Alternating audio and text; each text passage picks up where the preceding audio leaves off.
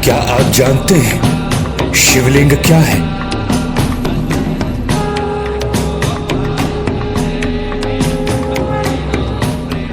शिवलिंग को गुप्तांग की संज्ञा कैसे दी गई?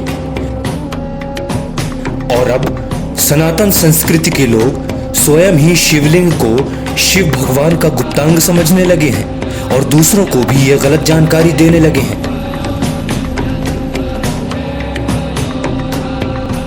कुछ लोग शिवलिंग की पूजा की आलोचना करते हैं, छोटे बच्चों को बताते हैं कि हिंदू लिंग और योनि की पूजा करते हैं।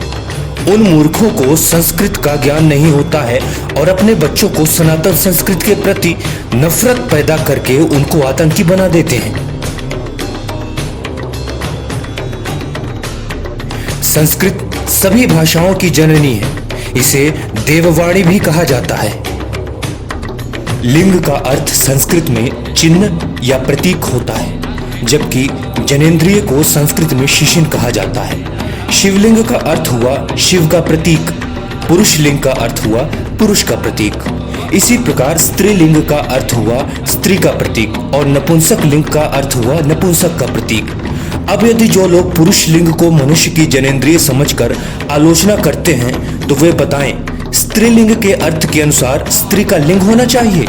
शून्य, आकाश, अनंत, ब्रह्मांड और निराकार परम पुरुष का प्रतीक होने से इसे लिंग कहा गया है। स्कंद पुराण में कहा गया है कि आकाश स्वयं लिंग है। शिवलिंग वातावरण सहित घूमती धरती तथा सारे अनंत ब्रह्मांड का अक्स ही लिंग है। शिवलिंग का अर्थ अनंत भी होता है, अर्थात जिसका कोई अंत नहीं है और ना ही शुरुआत।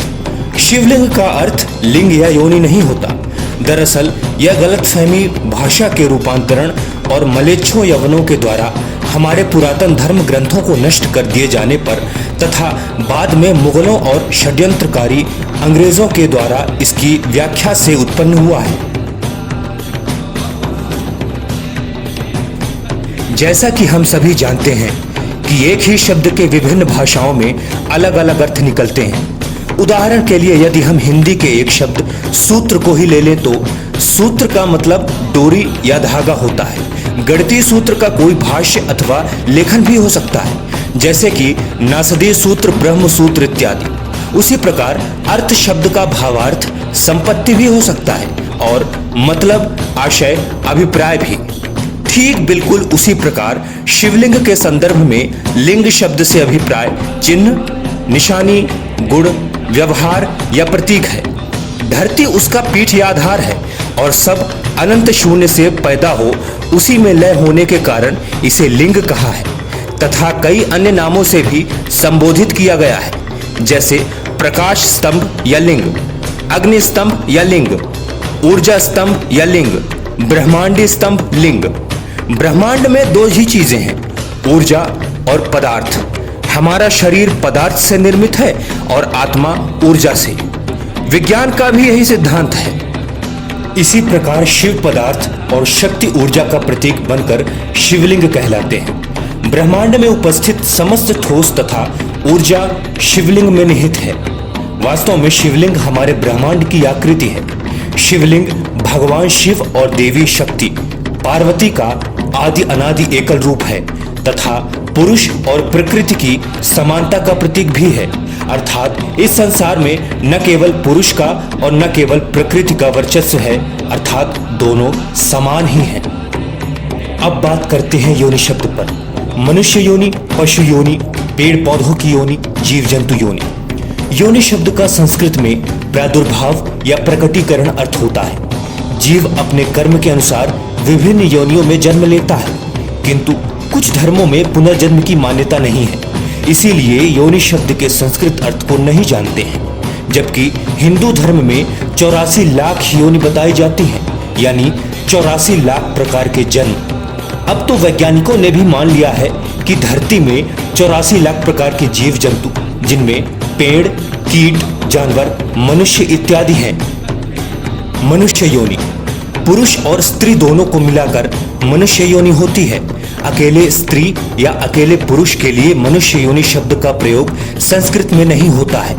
तो कुल मिलाकर अर्थ यह है कि लिंग का तात्पर्य प्रतीक से है। शिवलिंग का मतलब है पवित्रता का प्रतीक।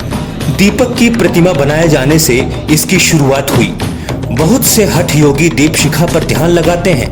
हवा में दीपक की ज्योति टिमटिमा जाती है और स्थिर ध्यान लगाने की प्रक्रिया में अवरोध उत्पन्न करती है। इसलिए दीपक की प्रतिमा स्वरूप शिवलिंग का निर्माण किया गया ताकि निर्विघ्न एकाग्र होकर ध्यान लग सके।